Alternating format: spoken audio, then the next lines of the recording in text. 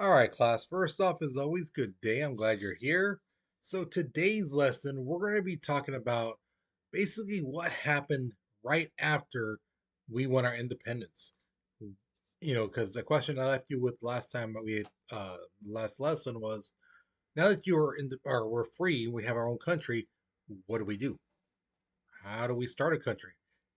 How do we form a government? Who chooses what? So we had a lot of questions that we needed to answer. Okay. And this is the beginning part of that. All right. So today's objective, we're going to analyze the separation of church and state. We're going to critique the Articles of Confederation and its effectiveness. Excuse me. And then we're going to develop a logical argument on why the founding fathers felt the separation of church and state was best.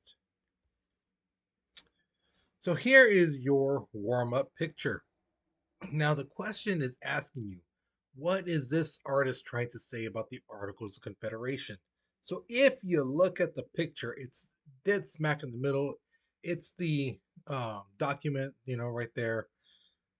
But what I want you to do is look at the people around them. Look at their facial expression, their body language.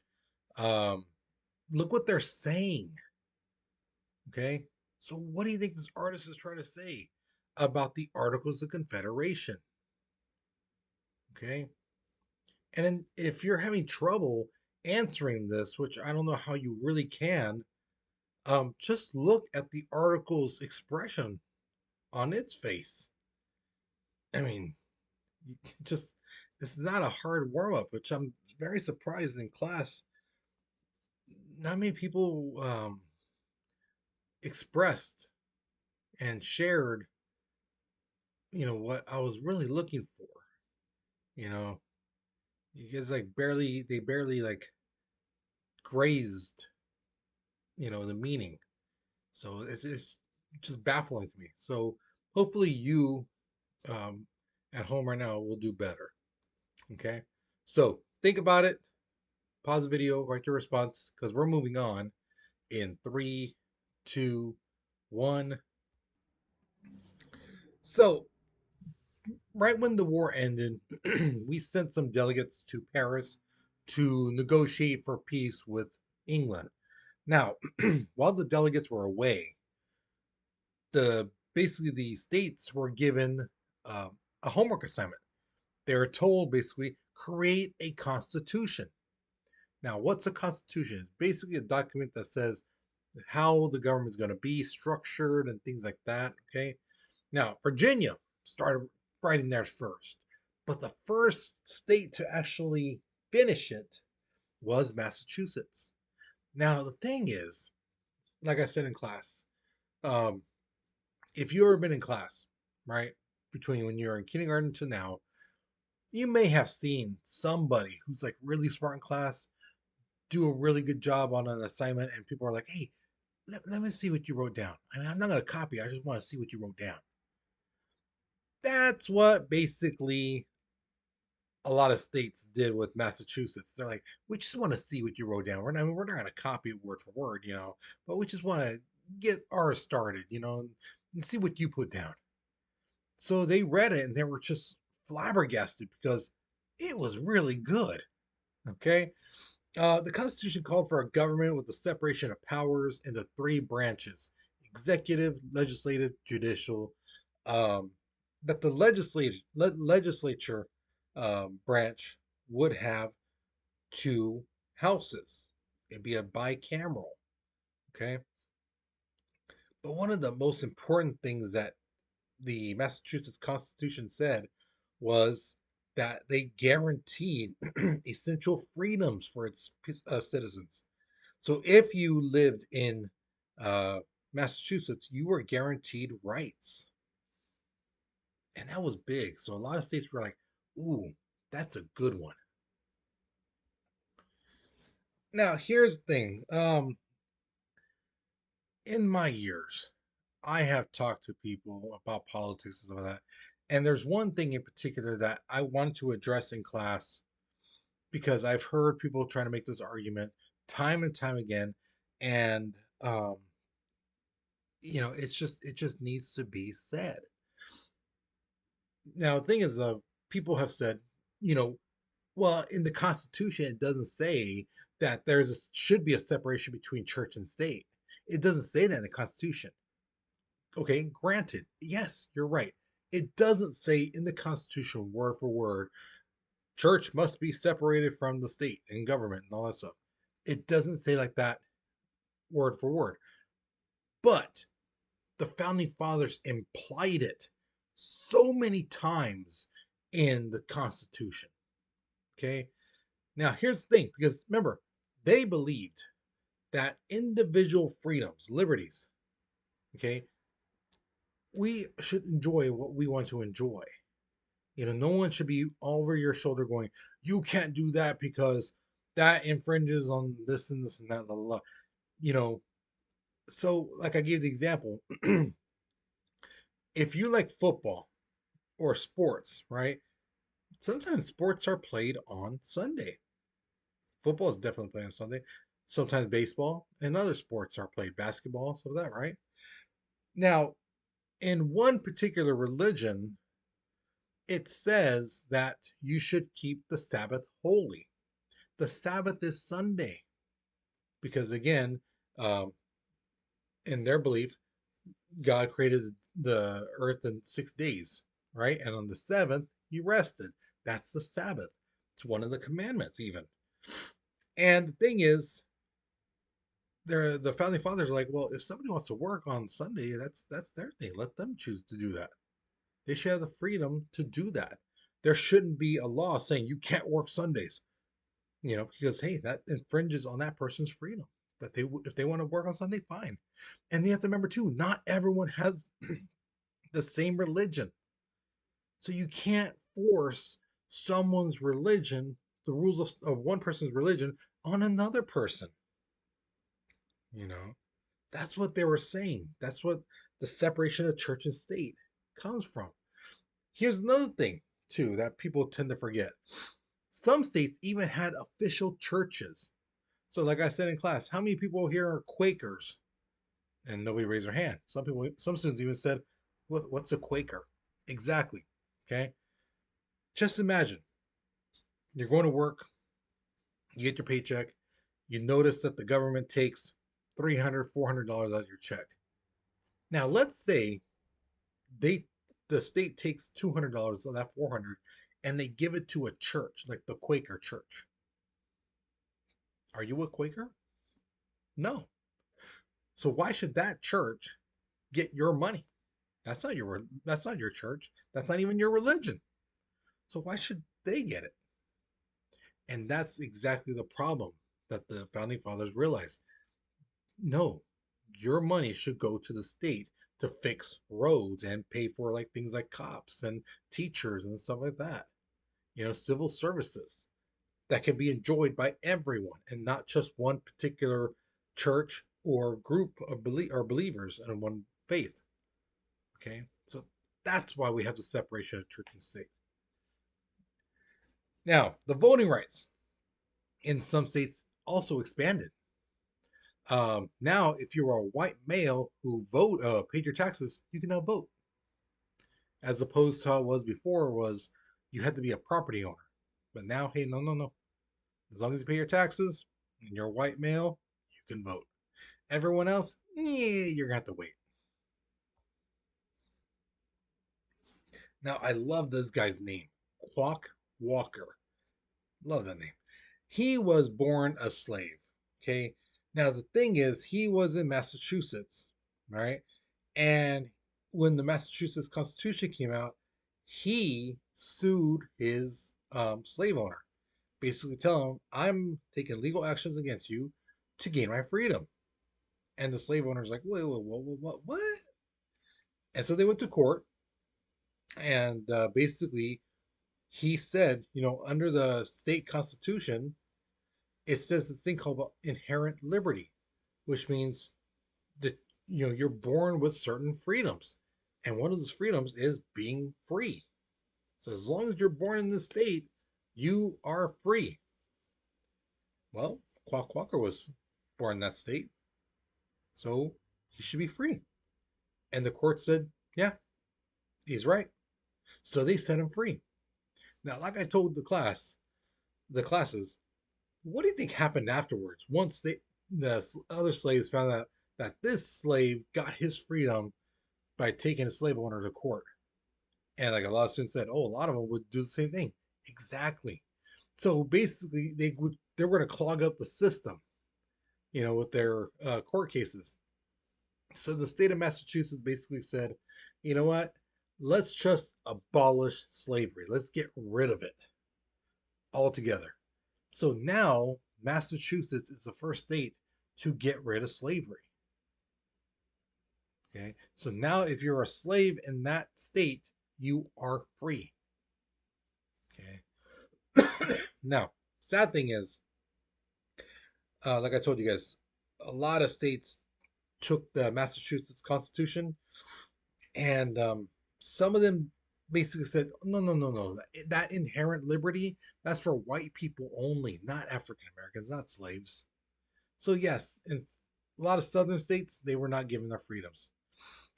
Women, you guys did not get any type of political rights at all, but you did get something during this time.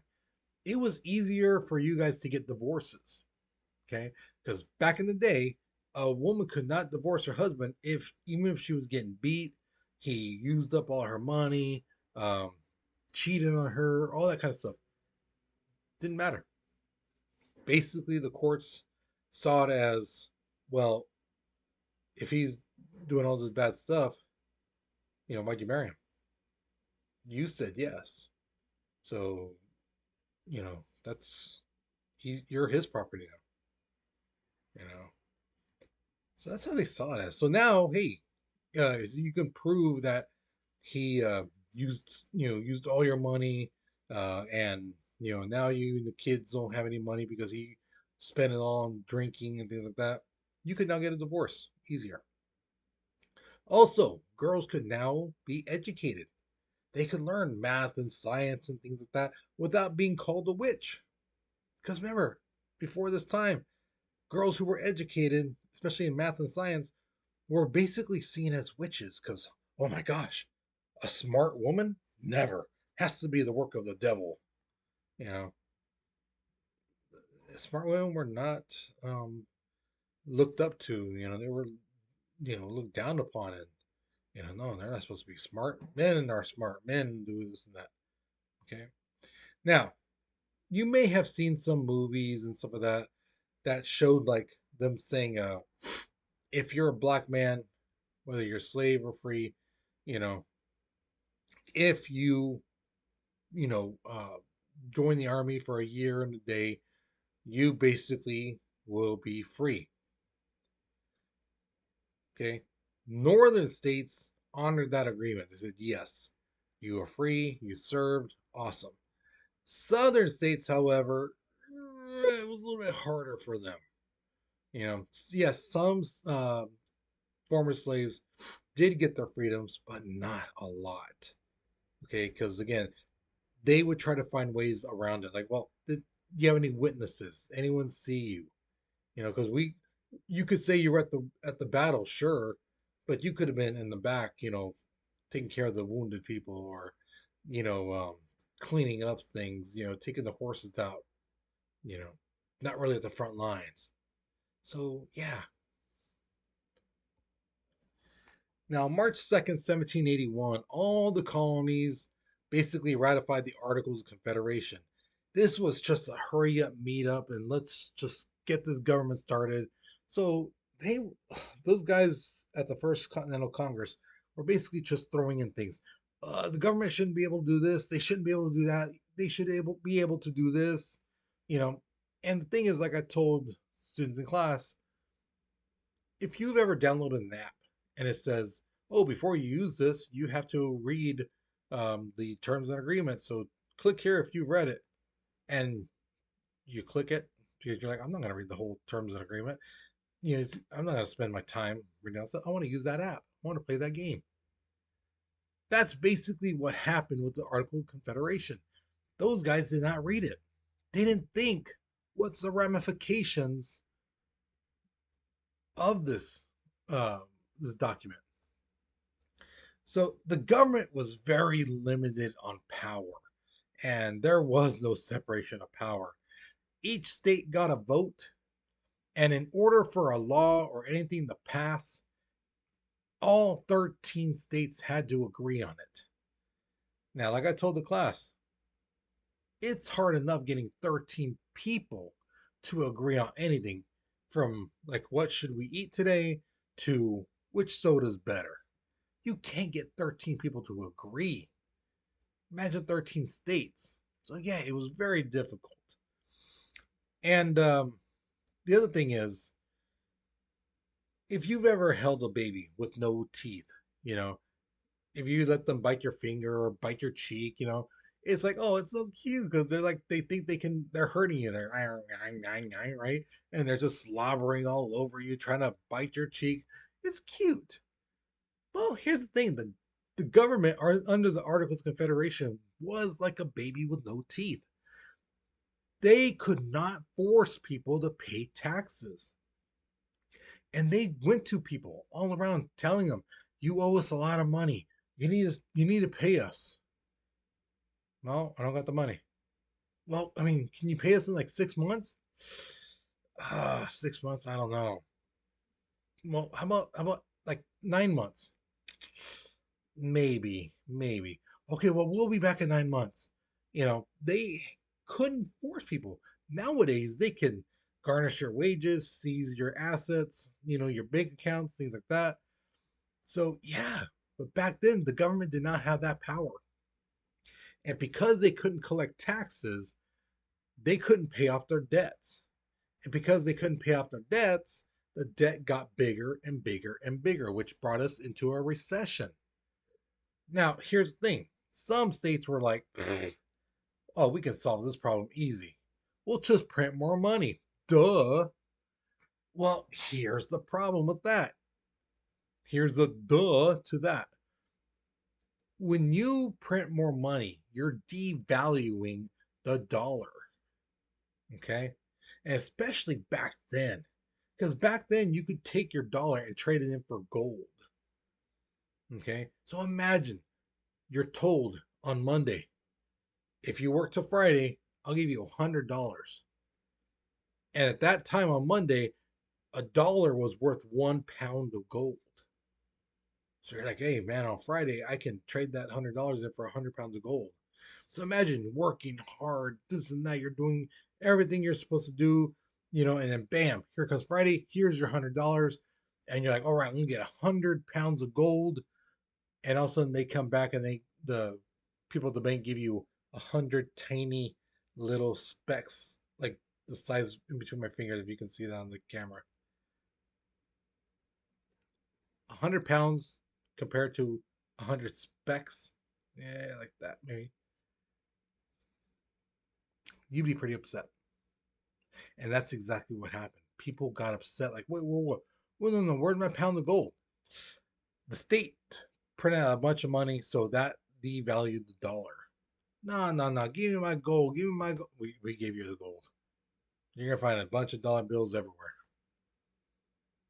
See, so printing out money is the worst thing. That's why counterfeiters really are the worst criminals, because they make your dollar worthless.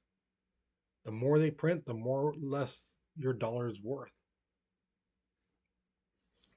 Now, the Shays Rebellion, this guy, Daniel Shay, was a farmer. And again, one of the things the government couldn't do was regulate trade. So if somebody said, hey, I need milk, I'll pay, let's say, $100 per gallon of milk. You'd be like, heck yeah, I'll take you a gallon of milk.